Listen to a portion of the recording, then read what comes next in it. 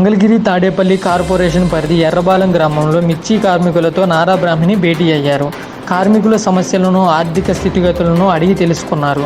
అనంతరం నారా చంద్రబాబు నాయుడు జన్మదినాన్ని పురస్కరించుకుంటూ తెలుగుదేశం పార్టీ నాయకులు ఆకుల ఉమా ఆధ్వర్యంలో కేక్ కటింగ్ నిర్వహించడం జరిగింది.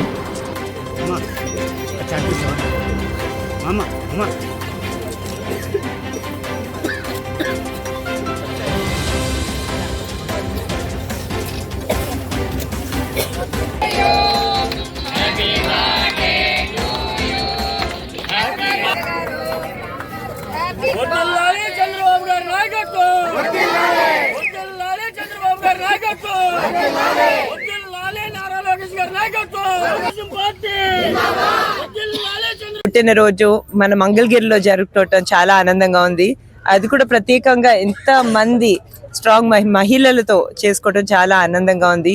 ఈరోజు సంధ్యా స్పైసెస్ అనే స్పైసెస్ కంపెనీ, కారం చేసే కంపెనీ కి రావటం జరిగింది. ఇక్కడున్న మహిళల సిచ్యువేషన్, వాళ్ళ ఈ ఇండస్ట్రియల్ ఏరియాలో ఉండే సిచ్యువేషన్ తెలుసుకోవటం జరిగింది. వాళ్ళు చాలా బాధల్లో ఉన్నారు. నిత్యావసర ధరలు కూడా చాలా ఎక్కువగా పెరిగిపోయాయి. ఇక్కడ అన్నా క్యాంటీన్లు ఏవైతే ఉండేవో అవి లేకపోయేసరికి వాళ్ళు చాలా ఇబ్బందులు పడుతున్నారు. అలాగే చాలా మంది ఈ క్యాపిటల్ రీజియన్ కి ల్యాండ్లు ఇచ్చిన వాళ్ళు చాలా బాధపడుతున్నారు. పబ్లిక్ ట్రాన్స్పోర్టేషన్ కూడా చాలా కష్టంగా ఉంది. డ్రైనేజ్ సిస్టమ్, త్రాగునీటి సమస్య కూడా చాలా ఎక్కువగా ఉంది.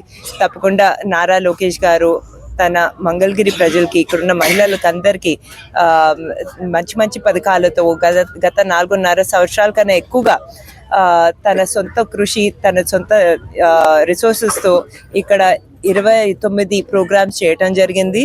ప్రత్యేకంగా మహిళల కోసం స్త్రీ శక్తి అనే ప్రోగ్రామ్ చేయటం జరిగింది. దాని ద్వారా చాలా మంది మహిళలు అభివృద్ధి పొందారు.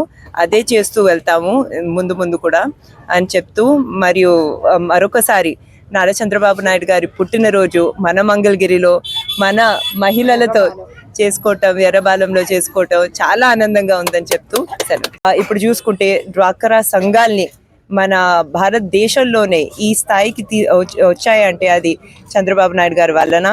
అలాగే మహిళలకు ప్రొఫెషనల్ ఎడ్యుకేషన్, ఇంజనీరింగ్, మెడికల్ కానివ్వండి, భారతదేశంలో మొట్టమొదట రిజర్వేషన్ కూడా స్థాపించింది ఆయనే, ఇచ్చింది ఆయనే. అదే కాకుండా మన మొదటి మహిళా స్పీకర్ని కూడా, ప్రతిభా భారతి గారిని పాలిటిక్స్లో రానిచ్చింది ఆయనే. సో ఎప్పుడు మహిళల గురించి ఆలోచిస్తూ ఉంటారు. ఇప్పుడు మన బాబు సూపర్ 6 గురించి మనకు తెలుసండి.